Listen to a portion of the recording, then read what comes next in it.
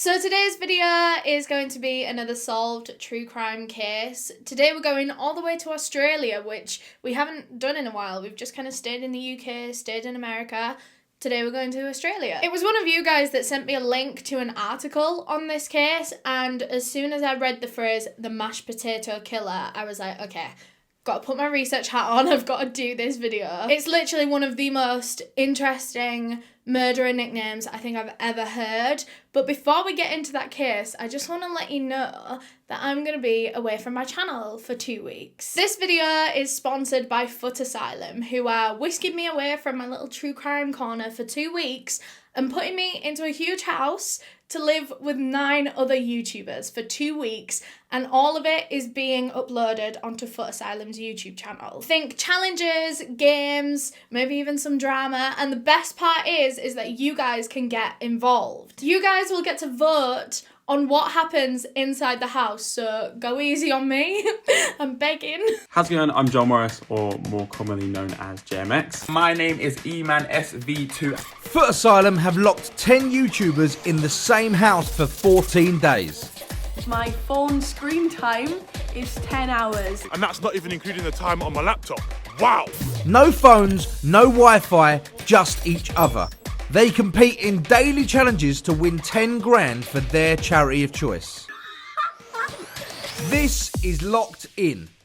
So if you want to see what I get up to over the next 2 weeks, you can go to the Foot Asylum YouTube channel, make sure you're subscribed, put their notifications on so that you don't miss an episode. Just to let you know, I will have videos posted in the next 2 weeks, but they are pre-recorded. And Jack, aka editor number 1, will be in control of my social media, so please look after him and keep him in line. Don't let him say anything bad. Thanks again to Foot Asylum for sponsoring this video. The link to their channel will be in the description. Make sure you're subscribed. I want to see you all over there. Make sure you've got notifications on.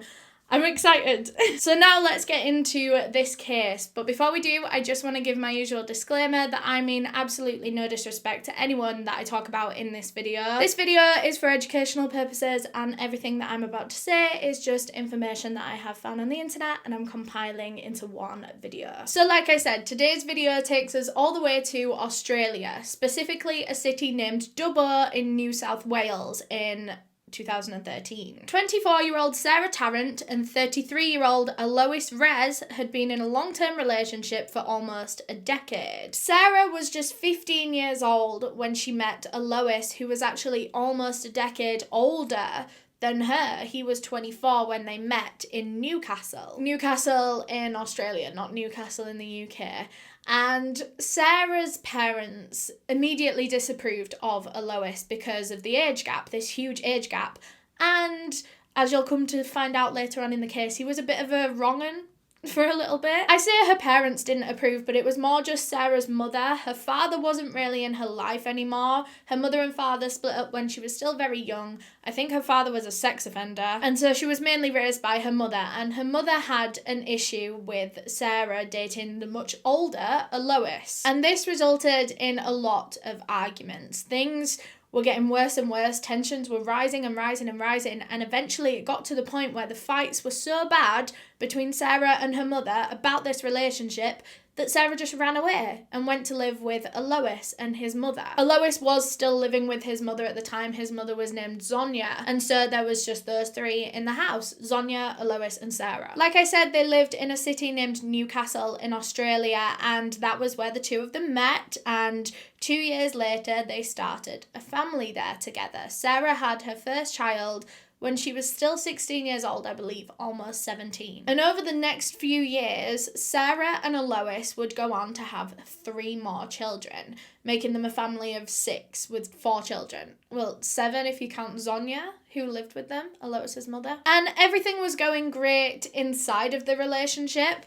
However, on the outside, things weren't going so well because, like I said, Alois was a bit of a wrong'un. He had associations with a gang, a motorcycle gang. He was once part of the Rebels Outlaw motorcycle gang, and I don't know too much about them, but I know they're very dangerous. Very, very dangerous. They carry guns, they use the guns, they're not afraid to use them. Lois had been part of this gang, but then he wanted to leave the gang, and not many people leave the Rebels Outlaw gang and live to tell the tale. And so he left the gang, he wanted a new life with his family, but he was in constant fear that the gang would be out to get him and out to harm him and his family. Because it's like, once you've been in the gang, you know too much. And then when you leave the gang and you're no longer affiliated with them, they can't trust you to keep all of their gang secrets.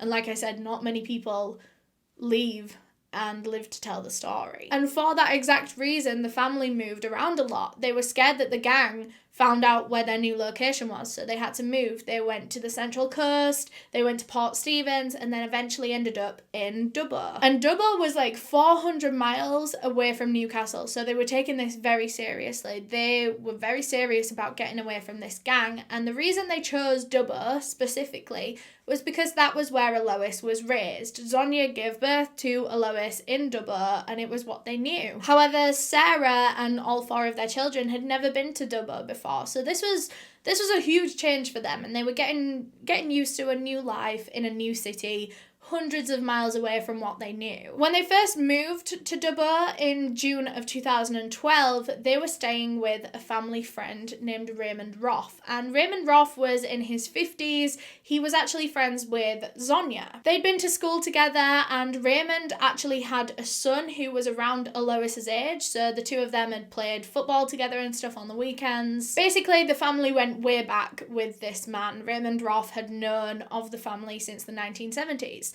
And so when they were planning on moving to Dubbo, they still had to find a house and stuff, but they just wanted to be there to be able to look at houses. And so Raymond offered for them to come and stay with him for a few days until they kind of got on their feet. And Raymond was more than happy to have people around at his house because he was feeling very lonely at this point in his life. He was just 51 years old, and he lost his wife to cancer just a few years prior, and he didn't have anyone else other than his wife. And so when she passed away, he lost all his kind of social life. So he was happy to have the family with him, even if it was just for like 10 days until they found a home, which they eventually did. They moved into a house on Alfred Street. So eventually they found this home. They moved out without Raymond, although they stayed in contact with him. They stayed very close friends. He was always around at the new house. He helped them with renovations and stuff. And he particularly got very attached to Sarah Tarrant and the children. He would often look after the children for the family, and because he spent so much time with Sarah, the two of them got like really close friends. They were really close. Around this time, Lois reconnected with an old friend named Hamish Lowe, and Hamish was a little bit tight on money at this point in his life, and Lois offered to move in Hamish and his younger son into their house and give them a place to stay until Hamish got back on his feet. So now this family of 7 turned into a family of 8 or 9 if you count Hamish's son. I don't know if he was permanently there, but there was 8 people in this house. Hamish and Lois, now that they were finally, back together, back friends, they grew really, really close. They were like best friends. And Hamish described Lois as a big teddy bear with a rough exterior that wasn't hard to see past. He said that he was a really great dad, and he was just a nice guy in general. So the 4 adults in the home got to work renovating the house, and like I said, Raymond would come round to help out, and the 4 children were kind of settling into their new school. And it was around this time that Sarah Tarrant began having doubts about her relationship with Lois. He was becoming very lazy, he was controlling. I believe he abused her from time to time, physically abused her. And she was very close with Raymond Roth, the older man. Sarah Tarrant was in her 20s and this man was in his 50s, so he was like old enough to be her father. And she began confiding in Raymond that she wasn't happy in her relationship. And he would confide in her that he was feeling very lonely, he was very broken after the passing of his wife. They used each other as like a therapist, like a friend therapist, and they would have these kind of deep conversations quite often. And the two of them, as they began having these deep conversations more and more and more, they began feeling stronger feelings for each other, more than just the platonic feelings that they once had. this became romantic. And despite the 27-year age gap, Sarah would make sexual remarks at Raymond. She would imply things about them sleeping together. And this was quickly reciprocated by Raymond. It wasn't one-sided. This was a very flirty relationship that they had going on. And then it became a little bit more than just flirting when Sarah began sending explicit pictures of herself to Raymond Roth. And things just escalated from there. She would secretly expose herself to him when he was at the house. When the children and her boyfriend were in the house, she would kind of like sneak off with Raymond. And then in March of 2013, this relationship turned sexual. They began sleeping together behind Alois's back. They would meet up every single day, sometimes even twice a day, outside of the house to have sex somewhere. Often under this bridge by a river, they would go onto a riverbank to have sex. And that was because everyone kind of in their neighbourhood knew of Raymond Roth. He'd lived there for a long time, and now they were learning of this new family that had 4 kids. If Sarah and Raymond were seen in a car together or something like that, people would put 2 and 2 together, and they were trying to make this a secret. So under this bridge on the riverbank, they couldn't be seen. And it was around this time in March that Sarah became obsessed with Raymond Roth. She would write him love letters saying that he'd given her a new meaning to life and she finally had something to live for. And in these letters, she even said that she wanted to marry him one day. Now, bear in mind, she wasn't even married to Alois, a man that she'd been with for 10 years, had 4 children to her. She didn't want to marry him, but she wanted to marry Raymond Roth. And he would write back to her in these love letters saying that, you know, he could be a very good husband for her and a good father for her 4 children. So this affair was going way beyond just the sexual aspect. They were planning a future together in like a fantasy world where they could get married. But in reality, there was one thing standing in the way, and that was Alois. Around May of 2013, Sarah Tarrant found out that she was pregnant.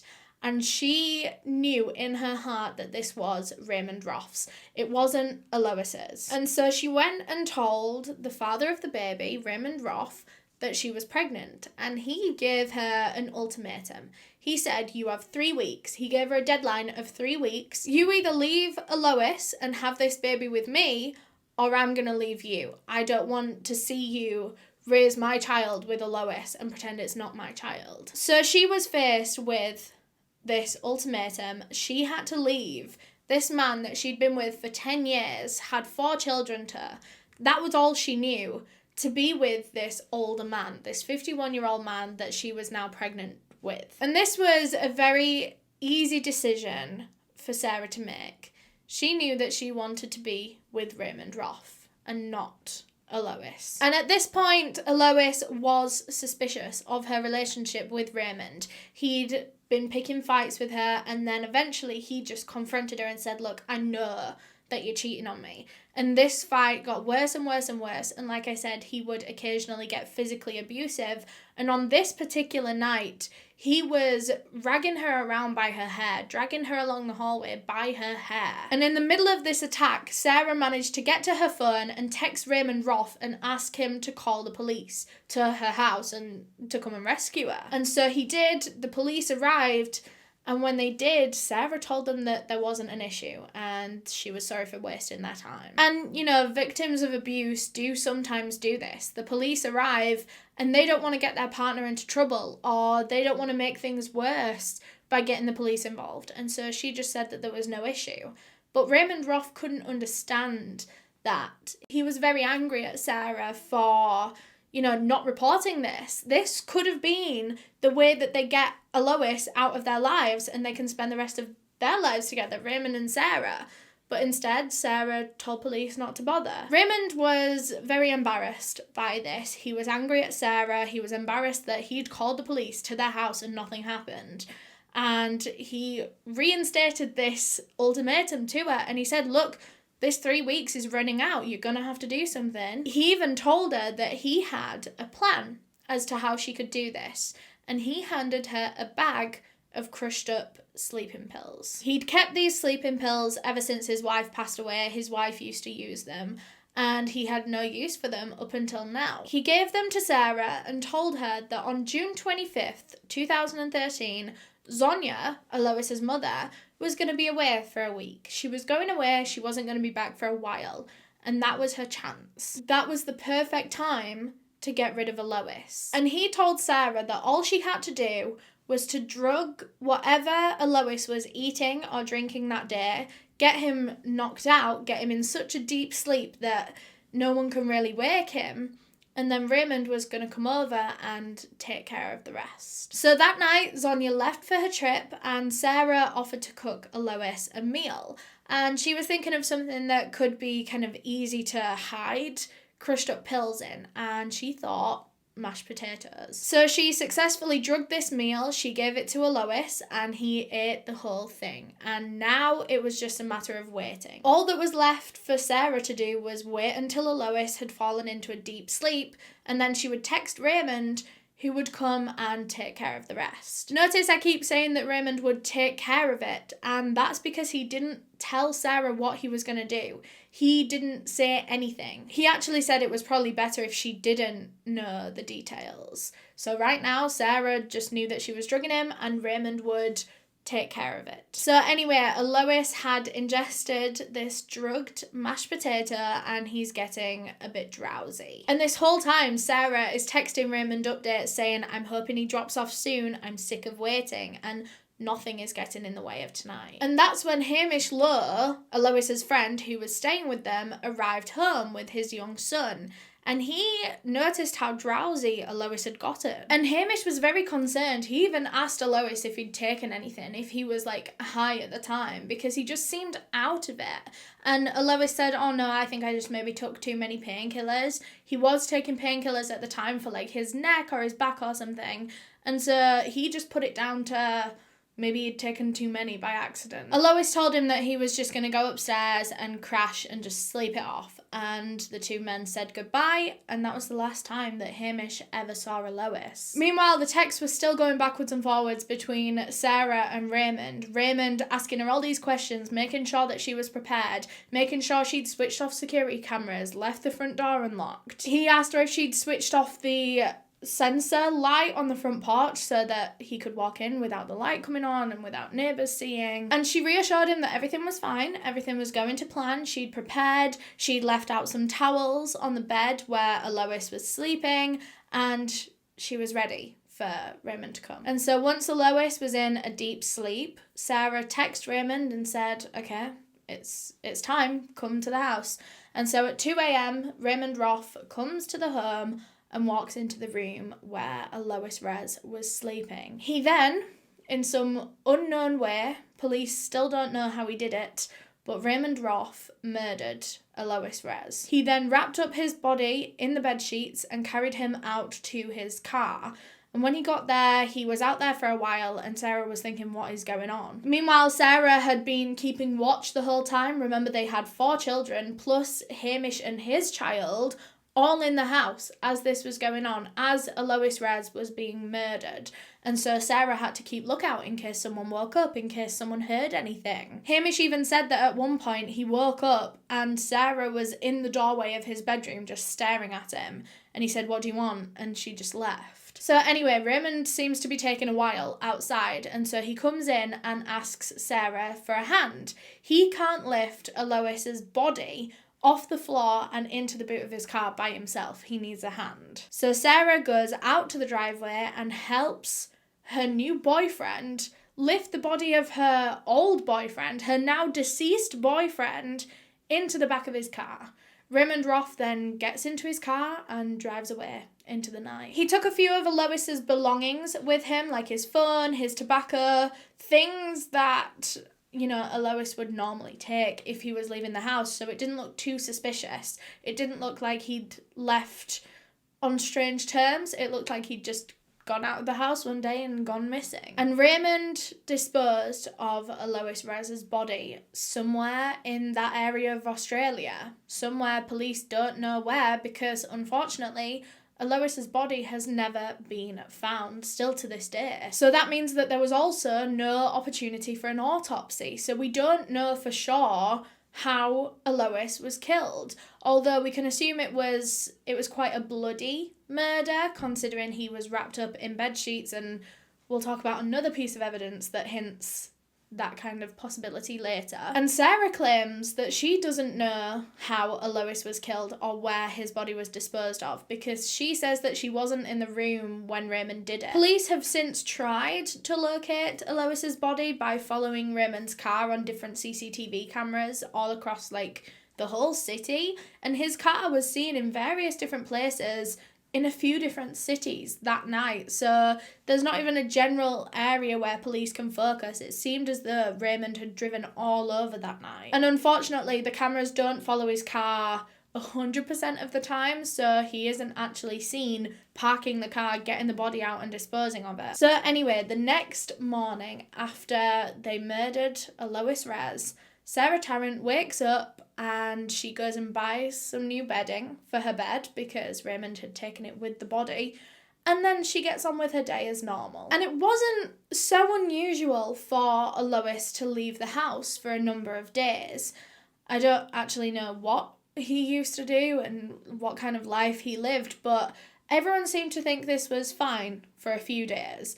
That was until his friend Hamish Lowe started getting a little bit concerned. He was texting him saying, look, where are you? It even got to the point where he was like, just text me letting me know that you're okay. Like, I won't tell anyone where you are if you don't want me to, but we just want to know that you're okay. Sarah and Raymond had agreed together that they weren't going to report Elois as missing for a while, just to kind of give themselves more time to come up with a cover story and come up with answers to every possible question that police might ask. They wanted to make sure that their stories were solid and the same. And they knew they would have a few days to do this, at least, because this was like Elois to just kind of go missing for a few days. Of course, not for a full week. And after about 5 days, people started noticing that something was up. By this point, his mother had returned from his trip, and his aunt, so his mother Zonia's sister, was also pretty concerned where Elois was. And so they were talking about going to the police, and so Sarah and Raymond decided to get there first, so that Sarah could look like the terrified girlfriend that's so worried about her boyfriend. So together, Sarah and Raymond go down to the police station, and they say that they haven't seen or heard from Elois for a number of days now. The two of them were briefly questioned, just asked like, what kind of person was Elois? Was he the type to just go off for a few days, and why might he do that, so that they can figure out where he is? And that was when Sarah mentioned that he'd been having issues with this motorcycle gang, the Rebels Outlaw gang, and she was concerned that maybe something had happened to him, maybe they'd found him, maybe they'd abducted him or hurt him. She told the police that he'd been receiving threatening messages for the past few weeks, things saying, get out of town, you know, we're coming for you, like really threatening things like that. And police knew that this was plausible. They knew what the Rebels Outlaw gang were capable of, and they knew that they'd killed people before for being in a similar situation to Elois. But they also thought that it just didn't line up too well with the circumstances. Elois had no contact with the Rebels Outlaw gang for the past few years. It had been a long time since there'd been any contact. Why would they suddenly decide to come and hurt him years later after a long silence? He was a few hundred miles away from the gang that he used to be a part of. Why would they travel 400 miles to hurt him? Surely they have, you know, other things to be doing. And also, he hadn't once come to the police about this, about these threatening messages or anything. When he had gone to the police, when he lived in the Newcastle area, when he was terrified of them back then. So it didn't kind of fit with his character. If he was getting these threatening messages again, he was the type to go to the police. But he hadn't. I don't know, things just weren't fully adding up for police. And plus, if he was abducted in the middle of the night, like Sarah believes he was, how did no one hear anything? How did no one see anything, you know? Police went to search the house, not like a proper search, but just to see if he'd left anything, like a note, or if they could find any clues as to where he was, and they found his wallet. They didn't find his phone, but they found his wallet. And that's kind of odd, because if you're going to leave the house, if you're going to go somewhere, you normally take both of them. Why would you leave just one and only take the other? So they found it unlikely that Elois had just been out and then he was attacked by the gang and abducted, because why didn't he take his wallet with him? So initially, there were 3 people of interest due to the fact that no one seemed to hear or see anything when Lois went missing. And those were the 3 adults in the house or close by the house that seemed so involved in this case. Hamish Lowe, his best friend that was living with him at the time, Sarah Tarrant, his girlfriend and the mother of his children, and Raymond Roth, who was his girlfriend's best friend, and he also spent a lot of time at the house, and he was the one that reported him missing with Sarah. So they were all questioned, all 3 of them, and none of them seemed to know anything. They couldn't really help. But then at one point during this questioning, police uncovered the affair that was going on between Sarah Tarrant and Raymond Roth. And I actually found a really funny clip where Raymond Roth admits to saving Sarah Tarrant in his phone as hot, sexy, yummy mummy. So, regardless, now there was a motive in police's eyes for Raymond Roth and Sarah Tarrant to want to get rid of Lois Rez, because he was the only thing standing in the way of them 2 being together, them 2 being a public couple. So both of them, Sarah and Raymond, were brought back to the police station for another questioning, this time as suspects. And as they were, their phones were seized and being looked through in another room at the same time. And as that was going on, they weren't just doing those 2 things, they also sent a search team and a forensic search team to the home to see what they could find. And that forensic search team were looking out on the drive because they knew that the security cameras had been switched off. So they knew something had gone on the drive. So forensic teams were scouring the whole drive, looking at every single square inch of this drive, and they found, in a crack in the cement, a blood drop. And that blood drop, when it was tested, was found to be an exact match to Lois Rez. So now police knew that this was not just an abduction. He wasn't missing. He was more than likely dead at this point, or at least severely injured, and they had to find out what had happened. Around that same time, as these searches were going on, as the interviews were going on, as they were looking at the phones, everything happened so quickly in this case. A fisherman was out, just fishing in the local river, as he usually did, when he noticed a huge bedsheet in the river. And he knew that that wasn't normal. People don't just put bed sheets in the river. So he called the police, who came down. They took this bed sheet back for testing, and they found dog hairs on this bed sheet. And those dog hairs were a match to Raymond Roth's dog, who had obviously been in his car, and so had that bedsheet. So police went and seized Raymond Roth's car, believing that this bedsheet had been in his car at one point, and so there's probably more evidence in there. And they were right. As soon as they looked inside this boot, there was a lot of Lois's blood, along with an empty sleeve of sleeping pills that were prescribed to Raymond Roth's wife that passed away. And on top of all of that, on top of the physical evidence, they also had the evidence from the phones, all of the texts that they were sending to each other that night, all of the confirmation texts that she'd switched off the security cameras, unlocked the door, that Lois was passed out and she just wants it to hurry up and nothing's getting in the way of tonight. So these 2, Sarah and Raymond, are being interviewed at the exact same time, so they don't know what the other person is saying in their questioning. And one of them cracks before the other. While Raymond is denying everything, he says he knows nothing. He had nothing to do with anything. He doesn't know where Lois is. Sarah starts talking. Police had printed out the transcripts between her and Raymond's texts from that night, and they were showing her them, and they were saying, look, explain this. Explain what you mean by you can't wait for the pills to kick in and for him to fall asleep. You know, what do you mean by that? And she's saying, look, you know what I mean. She said, I know you've read the messages. Raymond gave me the pills and I gave them to Lois. They said, well, why? Why did you want to give him the pills? And she said to put him to sleep. They asked how she did it. She told them that she put them in the mashed potatoes, he ate them and he fell asleep. And that was when she texted Raymond.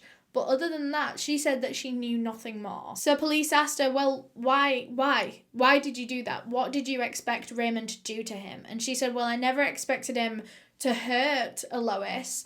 I just wanted him to scare Lois. But not only did police have an excessive amount of physical evidence now, they also had the two main suspects contradicting each other. Raymond saying he knows nothing, Sarah's saying what she knows is different to what he knows, you know?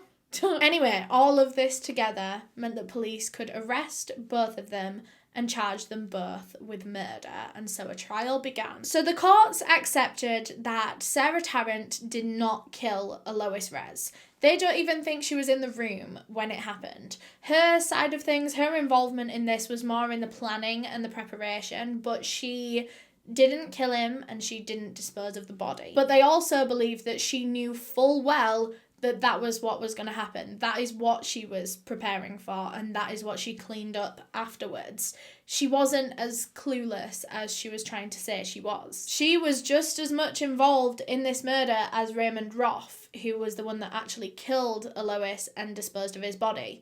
The only difference is that she didn't physically kill him. So Raymond Roth was found guilty of premeditated murder. He was given 32 years in jail with a minimum of 24. He later appealed that sentence and said that it was too excessive for what he did, and somehow the courts agreed. Somehow they allowed him a lower sentence. So now he's down to just 25 years and parole after 18. Sarah Tarrant, on the other hand, was found guilty of manslaughter on the grounds that she was mentally unstable. She didn't fully understand what was going on. So she was given, in essence, an insanity plea. She was given manslaughter and sentenced to 10 years and 8 months in jail with a minimum of 8 years. And she's actually eligible for parole next month. So within a matter of weeks, Sarah Tarrant will be applying for her first parole hearing. Just for an update on the unborn child that Sarah Tarrant had that kind of started all of this. That's not me blaming the baby, but you know what I mean. She went ahead and had that child in police custody, and it is now being looked after by her mother. So not Zonia, Sarah's mother. And unfortunately, still to this day, Lois Rez's body still has not been found. Police have no idea how he was killed. Like I said, we can speculate that it was stabbing or something like that, something that would draw blood, but we really don't know. And Raymond Roth still to this day denies all involvement in this case, so we're not gonna know where Lois's body is or how he was killed until Raymond comes round, which he might not ever do. But yeah, that is all I have on this case. Thank you so much for watching. Make sure to subscribe to Foot Asylum's YouTube channel. It's linked down below in the description. Make sure you've got notifications on. I'm so excited. You don't want to miss watching 10 YouTubers try to get along in the same house for 2 weeks. It's gonna be possibly a bit of a nightmare, but I'm excited. And make sure you're getting involved as well. Make sure you're voting on what happens in the house. I'm so excited, so don't miss that. Just a quick mention in the end of this video, my new merch design is out right now. Everything is on screen right now. We have black, blue and pink in everything. We have mugs, we have phone cases, we have hoodies, long sleeves, we even have socks, and those are only in white. Sorry for the misinformation, but I'm so excited about everything. Here's the hoodie I've just taken off. It's inside out, which is actually disgusting, but it's so warm in this room that I couldn't wear a hoodie while I'm filming. But I love it, so I hope you guys love it too. EleanorNeale.shop, as always. Let me know if you pick something up. I'm super excited to see all your pictures in it. Huge thank you to all of my channel members for helping me decide the cases that I cover, especially my tier 2 members whose names are all on screen right now. If you want to become a channel member, you can just click the join button on a desktop, or there'll be a link in the description of this video. But yeah, thank you so much for watching. If you enjoyed, make sure you leave a thumbs up down below, subscribe right here. You can subscribe to my second channel right here. And if you want to watch another video, you can click right here. Bye!